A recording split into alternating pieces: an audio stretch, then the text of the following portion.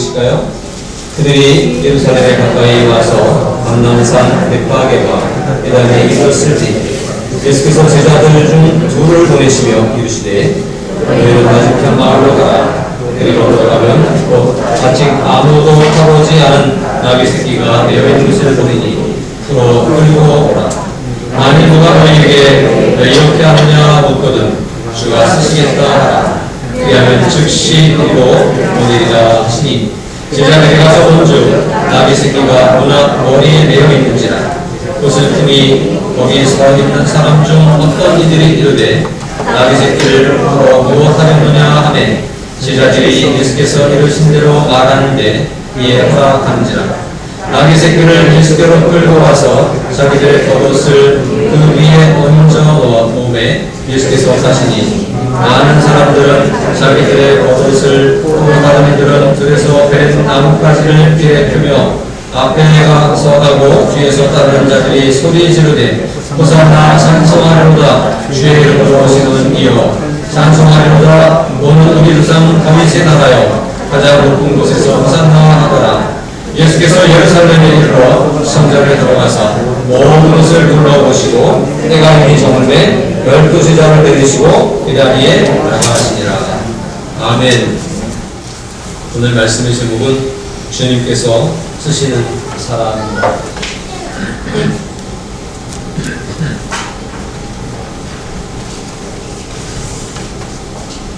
총회장 목사님이라는 분이 있었습니다.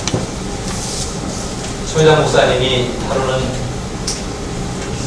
바람도 쓸 겸 차를 몰고 거리를 나갔습니다.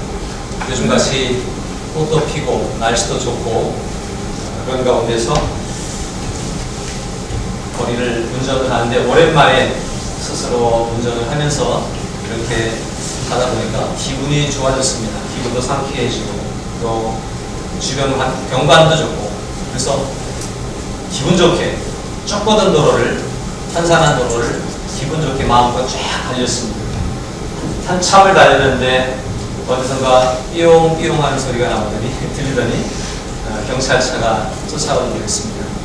그래서 과속했구나, 과속에 걸렸구나. 그리고 길가에 세웠습니다. 사실은 목사가 돼서 과속에 걸리는 게 굉장히 부끄러운 일이거든요. 그러나 어쩝니까? 걸렸으니 길에다 차를 대고 경찰이 다가와서 과속하셨습니다. 그래서 창문을 쫙 내리는 순간 경찰이 흠칫 얼굴을 쳐다보더니 싹 돌아서서 급하게 어디론가가 전화하는데 본부로 전화를 해서 과속 차량을 납속했는데 딱지 뜨기가 좀 어려울 것 같습니다. 이렇게 얘기를 합니다. 그랬더니 그쪽에 전화 속에서 제가 도대체 누구길래 그래? 높은 사람이라도 탄 거야? 오의원쯤 되는 사람이 탔나? 아니요, 그보다 훨씬 더 높은 사람입니다. 그럼 국회의원이야? 아니요, 그보다 더 높은 사람입니다. 그러면 대통령이라도 탔다는 거야? 라고 묻습니다. 그랬더니 이 경찰관이 한 얘기가 아닙니다. 제가 다니는 교회 총회장 목사님이 운전기사인 걸 보니 아무래도 이 차에 하나님이 타신 것 같습니다. 그래서 딱지를 못 끊겠다는. 웃기세요? 재밌게 해야 웃기는데.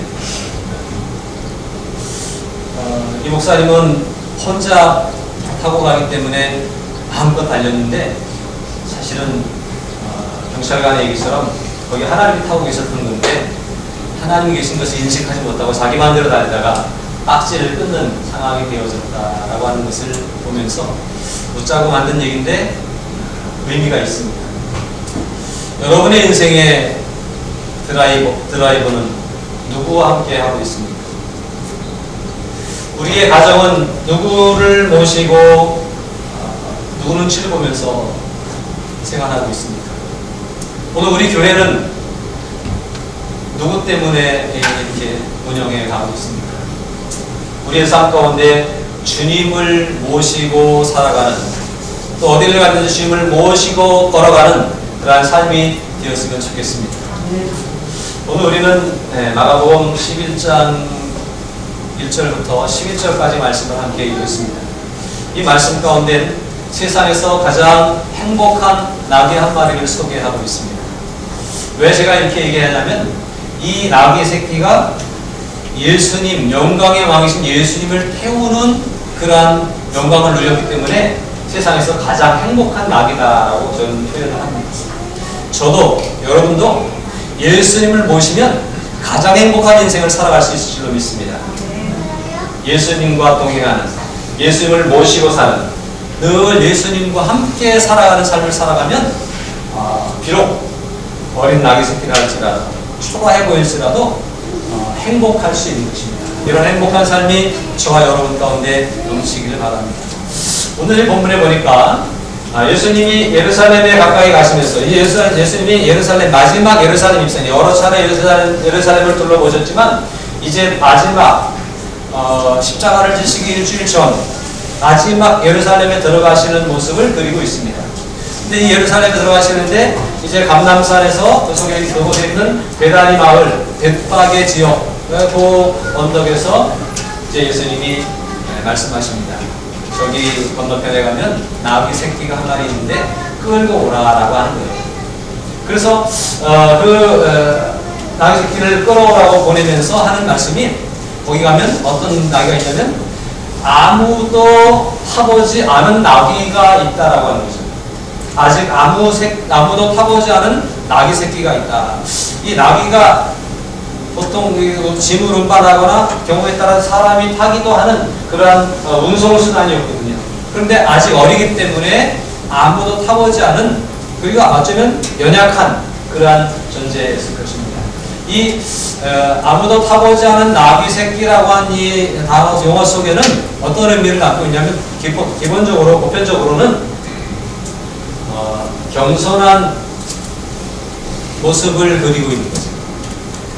예수님이 만왕의 왕이시지만 겸손하여 나귀를 탔다라고 하는 멋진 백마를 타고 등장하는 것이 아니라, 요즘 이단의 교주들은 이만희 요즘 한참 등장하는데 큰 행사장에 이렇게 운동장 같은 행사장에서 총회장님 등장할 때는 백마를 어서 밀려다가 백마를 쫙 타고 나타납니다. 얼마나 멋있습니까? 근데 예수님이 나귀를 타고 들어가셨다라고 하는 그 얘기는 겸손의 왕으로 오셨다. 겸손을 배우는 그러한 겸손의 어떤 그 모습으로 이 나귀 새끼를 소개하고 있습니다. 또 한 가지는 말은 전쟁터에서 쓰이는데 나귀는 전쟁터에서 쓰이지 않고 그저 동경이나 단순히 운송수단 정도로만 쓰이는 모습을 보면서 이것은 평화의 상징이다 라고 하는 그런 말씀을 보통 합니다. 그래서 겸손과 평화의 상징이 바로 이 나귀의 모습입니다.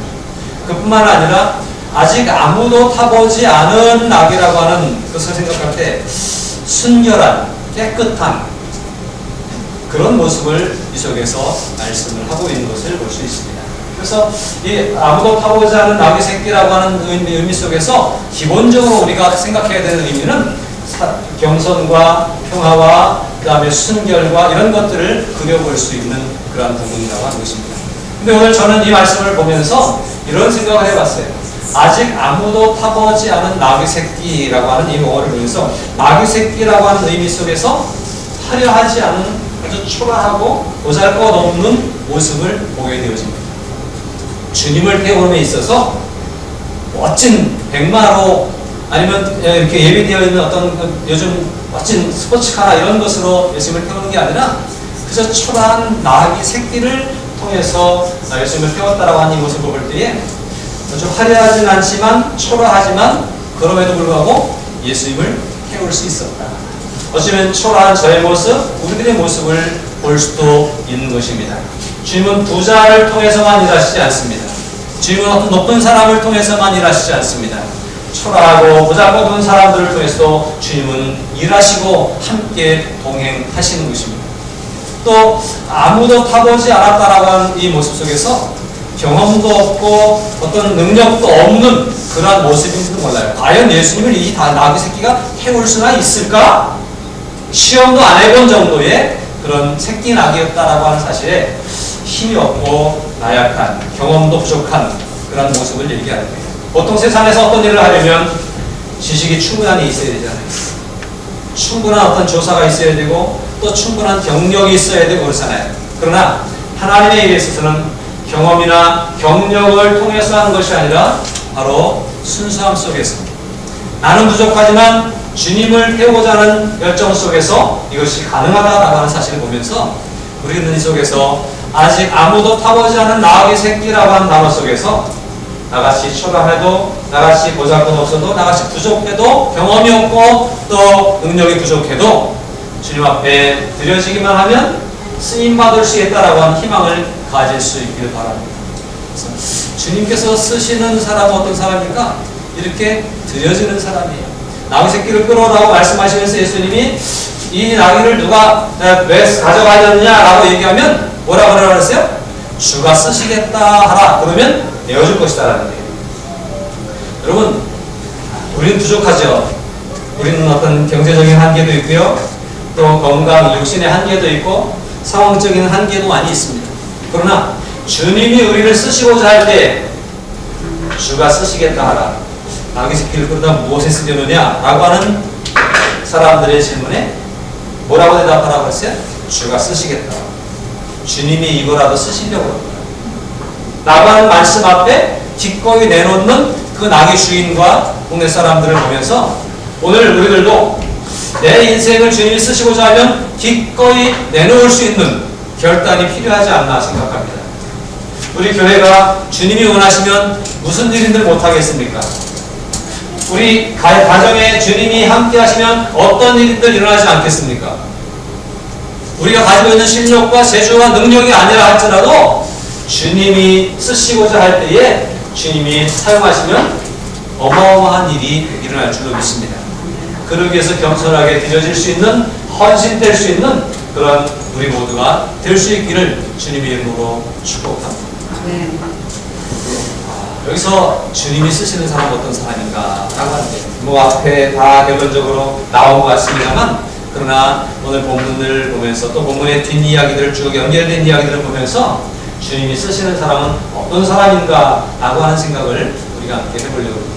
자, 첫 번째는 주님을 왕으로 영접하는 사람입니다. 나귀를 타고 예루살렘으로 들어가는 예수님의 모습을 앞뒤에서 따라오면서 사람들이 뭐라고 고백하는지 아십니까?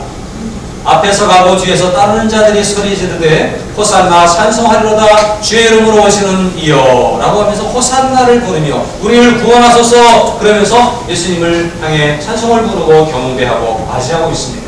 찬송하리다 오는 우리 조상 다윗의 나라여 가장 높은 곳에서 호산나 하더라. 다윗의 나라의 그 왕성했던 유다가 회복되리라고 한 기대 속에서 예수님을 영접하고 환영하는 많은 유대 예루살렘의 주민들, 또 예루살렘의 유월절을 지키기 위해서 몰려들었던 군중들이 예수님을 이렇게 환영하고 있는 모습을 볼 수가 있습니다. 주님 앞에 쓰임받을 수 있는 사람은 이렇게 환영하는 사람이 되어야 하지 않을까 하는 생각을 합니다. 예수님을 영접하고 예수님을 모셔드리는 그러한 사람입니다. 가만히 생각해보세요. 그림을 그려보세요.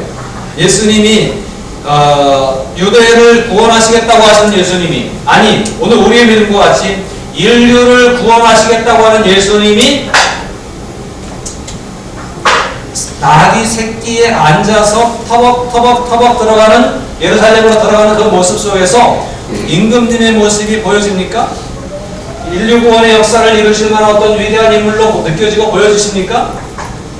저는 아무리 생각해보고 그려봐도 좀 우스꽝스럽기도 하고 참 연약해 보이는 모습밖에 보이지 않습니다. 그런데 그럼에도 불구하고 그 시대 속에서 거기 많은 유대인들이 자기네 겉옷을 길바닥에 깔면서 나뭇가지를 베다가 길바닥에 깔고 흔들면서 호산나 우리를 구원하소서라고 그분을 구주로 인정하고 영접했다라고 하는 것은 우리들에게 보여주는 시사하고자 하는 의미가 있다라고 하는 거예요.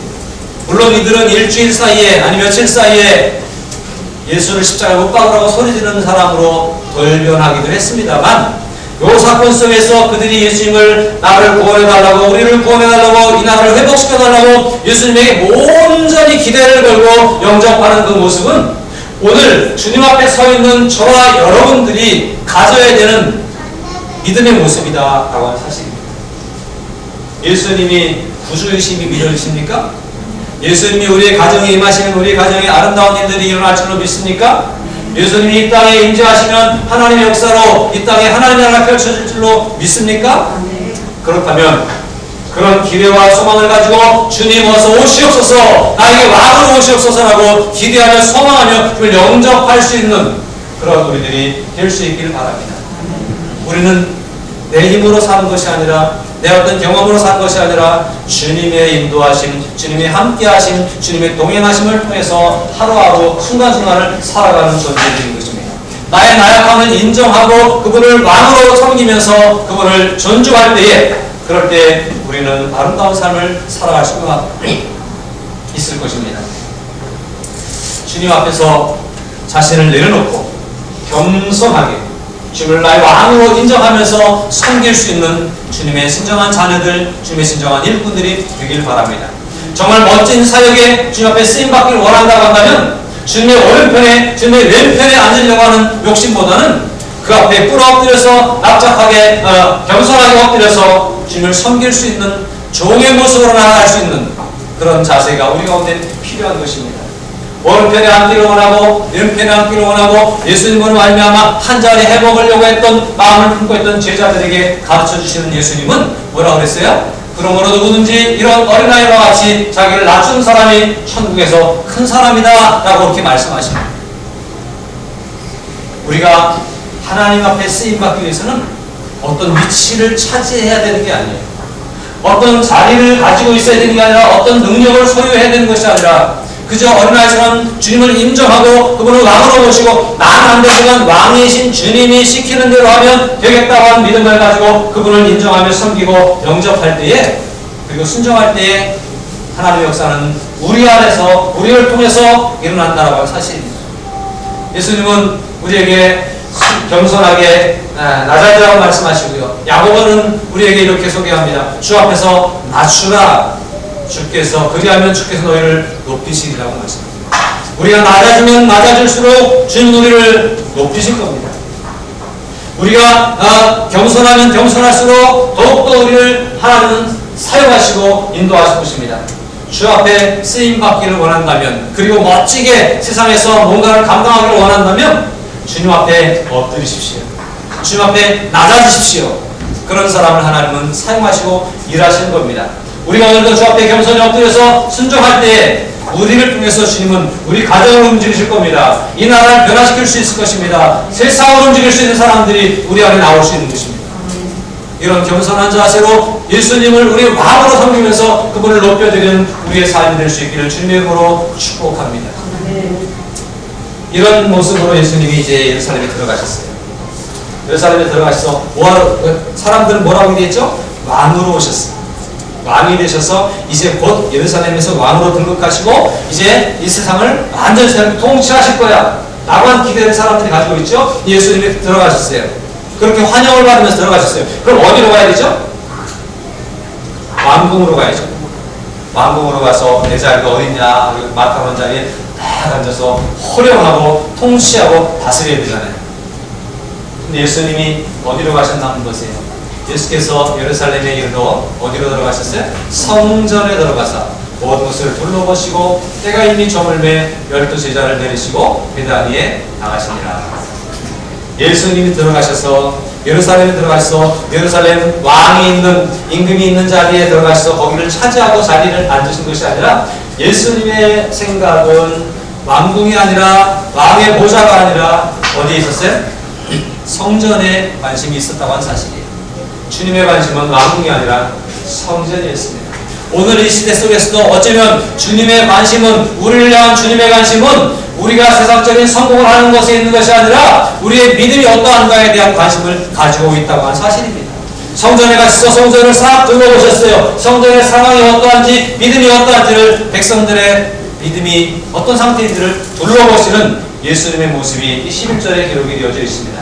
오늘 주님이 여기 들어오셨을 때에 우리를 둘러보신다는 거예요. 아, 누가 졸립구나. 아, 누가 지금 기운이 없구나. 누가 지금 어떤 상황이구나. 라고 하는 것들을 둘러보시고 있다고 하는 사실이에요.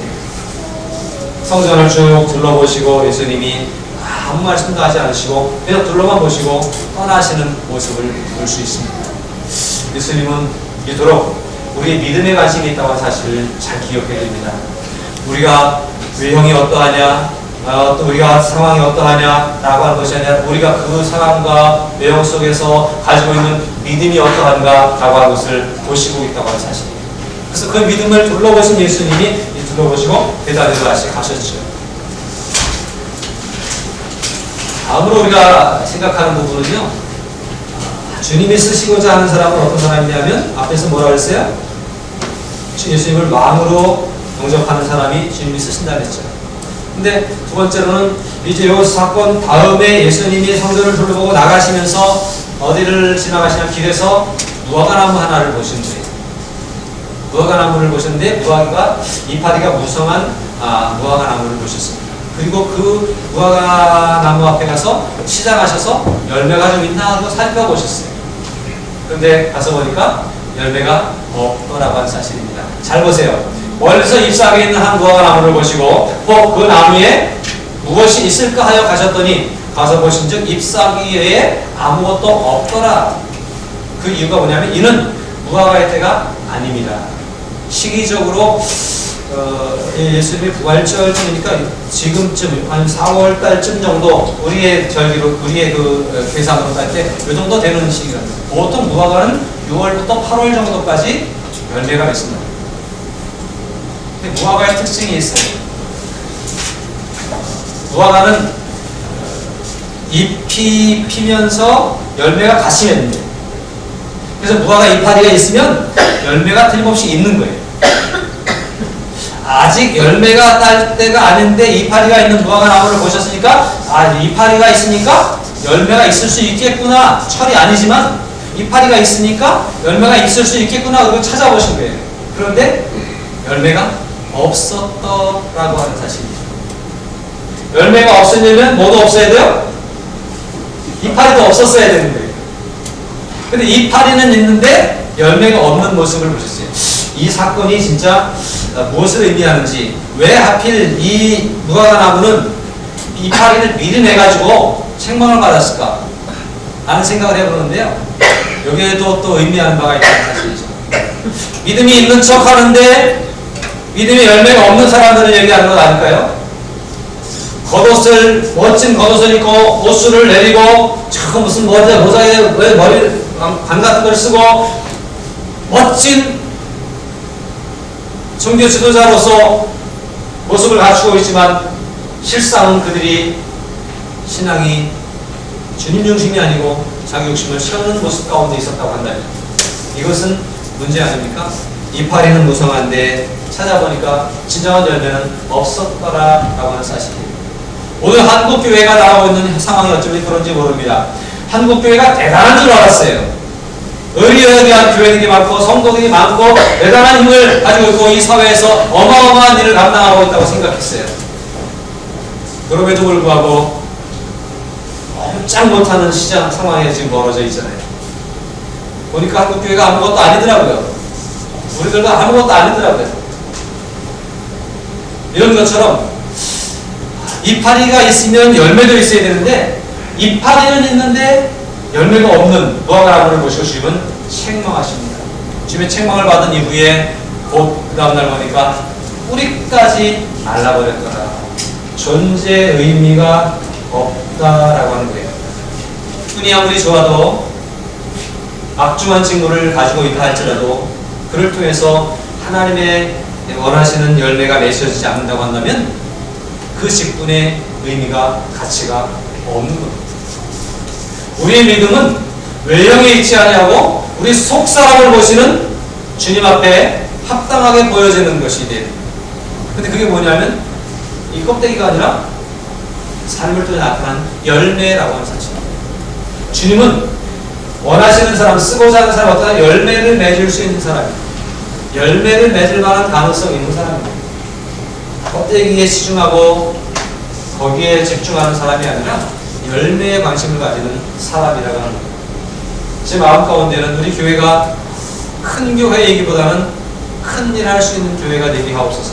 이 기도의 제목이 항상 살아있는 거예요. 물론 지금 큰 일 하고 있느냐를 따져보면 뭐 자신 없습니다만 큰 큰 교회가 되는 것이 목표가 아니라 주님이 원하시는 큰 일을 하는 교회가 되는 것이 목표가 되어야 됩니다. 우리 개개인의 믿음이 마찬가지예요. 내가 20년 믿어서 30년 믿어서 내가 평생 예수 믿어서 이것이 아니라 평생 예수 믿으면서 내가 주님의 일을 어떻게 감당했느냐라고 하는 것이 참 중요하다라고 하는 사실입니다. 주님은 우리에게 열매를 원하십니다. 갈라디아서 5장 22절에 보니까 오직 성령의 열매는 그러면서 사랑과 희락과 화평과 오래 참과 자비와 양성과 충성과 온유와 절제니 성령의 열매를 맺기를 원하십니다. 이런 것들이 교인들에게 나타나야 되는 거예요. 또 요한복음 15장 8절에 보니까 뭐라 그랬어요? 너희가 열매를 많이 맺으면 내 아버지께서 영광을 받으실 것이요 너희는 내 제자가 되리라. 가만히 생각해 보니까 제자가 되면 열매를 맺는 게 아니라 열매를 맺는 사람이 제자라고 인정받는다는 거예요. 예수님이 12제자를 부르셨습니다. 12명의 제자가 있었습니다. 예수님을 따라다니고 예수님과 함께하고 예수님께 배우니까 제자인 줄 알았는데 결정적인 순간에 다 도망가는 사람이 됐어요. 제자가 아니었어요. 그러나 예수님의 부활을 경험한 이후에는 그들이 주님을 위해서 성령 충만함으로 열매를 맺기 시작합니다. 그러니까 2000년이 지난 지금까지도 그들을 예수님의 제자로 인정하는 거예요.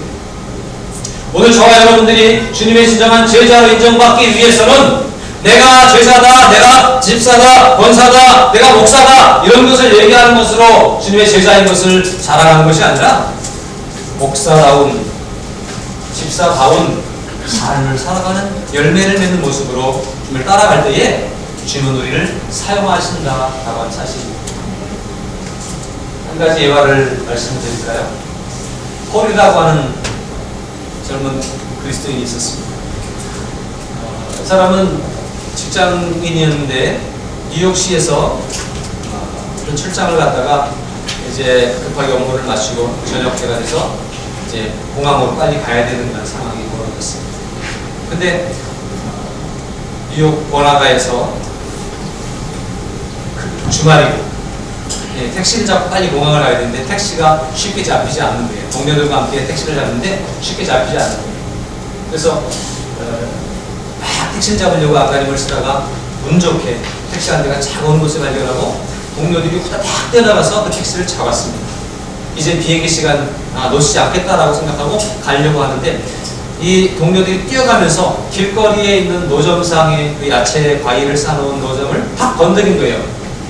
그리고서는 딱 가서 택시를 탔는데 폴이라고 하는 이 청년이 그 따라가서 택시를 타야 되는데 그 동료들이 빨리 오라고 빨리 안 가면 택시 공항 비행기 놓친다고 그래서 막 선택하는데 노점이 발 뒤꿈치에 다 걸려가지고 흐트러져 있는 모습을 보고 그냥 지나갈 수가 없었어요. 그래서 원문을 타고 있는데 빨리 안 오면 비행기 놓친다고 해서 먼저 가라고 보내놓고 양심상 이걸 주워야 되겠다. 같이 주워주고 있는데 보니까 이 노점상 주인이 할머니였는데 앞을 못 보는 시각장애인 할머니였습니다. 그래서 이걸 엎어져서 어떻게 할 줄 모르고 있으면서 이제 이 폴이 다 주워 담아줬습니다. 담아주고서 그랬더니 이 할머니가 또 건네는 얘기가 있어요. 혹시 예수님이세요? 깜짝 놀랐죠. 아니 예수님이 와서 그 과일을 주워 담아주시겠어요? 근데 이 폴이 그 소리를 깜짝 놀랐어요. 아닙니다, 아닙니다. 무슨 예수님이세요? 그랬더니 저는 할머니가 한 얘기가 이 상이 팍 엎어져가지고 쏟아질 때 누구한테 도와달라고 할 만한 사람이 아무도 생각나지 않았다는 거예요. 그래서 예수님 도와주세요. 그랬는데 누군지 보이진 않지만 와서 도와주는 걸 보니까 내가 기도한 대로 와서 도와주시는 예수님인 것 같다고. 그래서 혹시 예수님이세요? 그렇게 얘기하는 거예요.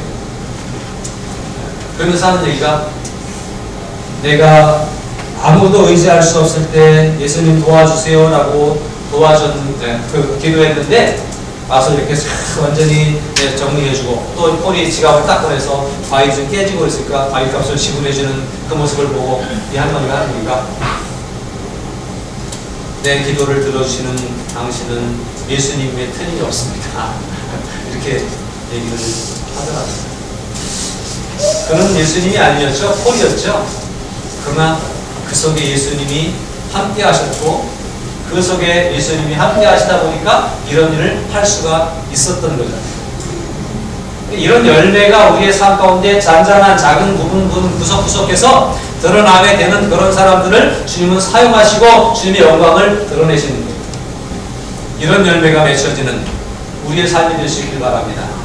말 한마디가, 행동 하나가, 작은 몸짓이 열매로 드려질 수 있는, 그래서 사람들이 우리를 보고 예수님인가 하고 생각할 만한 그러한 삶이 될 수 있었으면 좋겠습니다.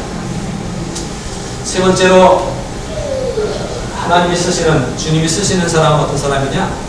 깨끗한 사람이다, 구별된 사람이다라고 한 거예요. 요 사건, 무화과나무 그 사건 뒤에 무슨 얘기가 있냐면 성전을 정결하게 하신, 청결하게 하신 예수님의 사건이 등장을 합니다. 예수님이 성전을 쭉 둘러보셨잖아요. 여기 나오셨잖아요. 여기 그 다음날 들어가셔서 어떻게 하시냐? 작심하고 들어가셔서 거기 있는 모든 것들을 다 뒤집어 엎으시는 거예요. 거기에 어떤 사람이 있어요? 매매하는 사람들이 있습니다. 비둘기 파는 사람들이 있습니다. 돈 바꾸는 사람들이 있습니다. 짐을 지고 왔다 갔다 하는 사람들이 있습니다. 왜 이런 일이 있었냐면 성전 예배의 제사에 쓰임받을 수 있는 재물을 구별해서 팔고 있었던 거예요. 원래는 본인이 집에서 6월절 절기에 예월절 제물을 드리기 위해서 깨끗하게 흠없고 깨끗한 어린 양 새끼를 준비해서 끌고 와야 되잖아요. 근데 저기 뭐 나사렛에서 아니면 또 베델에서 끌고 오려면 힘들잖아요. 그러니까 그 편의를 제공하기 위해서 예루살렘 주변의 감람산이나 이런데 몇 군데에 깨끗하게 구별해서 길러놓은 제물로 드리기에 손색이 없는 그런 양이나 비둘기나 이런 것들을 바꿀 수 있는, 살 수 있는 공간이 있었답니다. 그런데요, 요걸 누가 관리했냐면 보통 뭐 사두개인들이나 아니면 공회원들 이런 사람들이 여기서 이득을 취하고 오래드는 거예요. 근데 여기에 시간이 흐르면서 제사장들이 그걸 우리가 장사를 하면, 아니면 우리가 직접 하는 건 아니지만 여기다 갖다 놓고 하면 그 이익이 얼마를 우리가 얻을 수 있겠다라고 생각을 해서 성전 뜰에, 성전 뭐 그렇다 이 예배당 안에 있다고 하는 얘기는 아니에요. 마당의 한쪽에 그런 공간을 만들어서 걱정을 했다고 하는 거죠.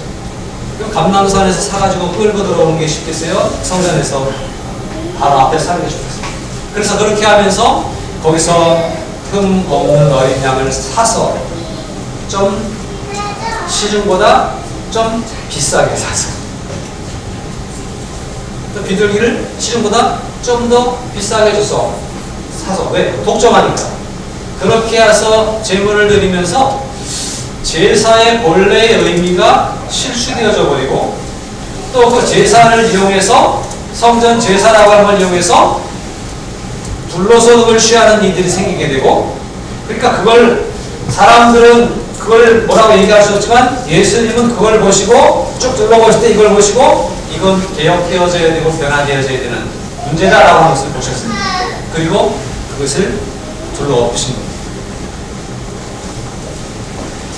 제사장들이 자기의 편의를 위해서 또는 자기의 이익을 위해서 허용해져 버린 그런 문제들이 오늘 성전 제사를 완전히 허물어 버렸다고 합니다. 제사가 안 이루어진 것은 아니에요. 그렇지만 그 제사가 온전한 제사가 되지 못하도록 되어져 버렸다라고 하는 것이죠. 무엇 때문에 그렇죠? 욕심을 채우기 위한 어떤 것들 때문에. 사실은 모든 죄는 어디서부터 오냐면 인간의 욕심으로부터 옵니다.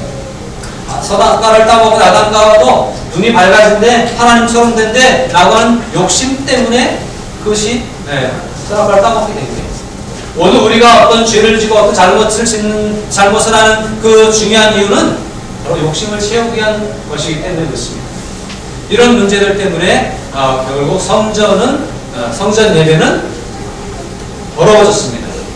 그래서 예수님은 모든 것들을 다 정리하고 성전을 청결하게 하신 것을 볼 수 있습니다. 내 집은 만민이 기도하는 집이라고 했는데 순수하게 기도하고 하나님께 위로를 받고 하나님께 온전한 예배를 드리는 공간이 아니라 마치 강도의 속을 받구나 라고 말씀하시는 예수님을 볼 수가 있습니다. 주님 앞에 쓰임 받으려면 우리의 모습이 구별되어야 됩니다.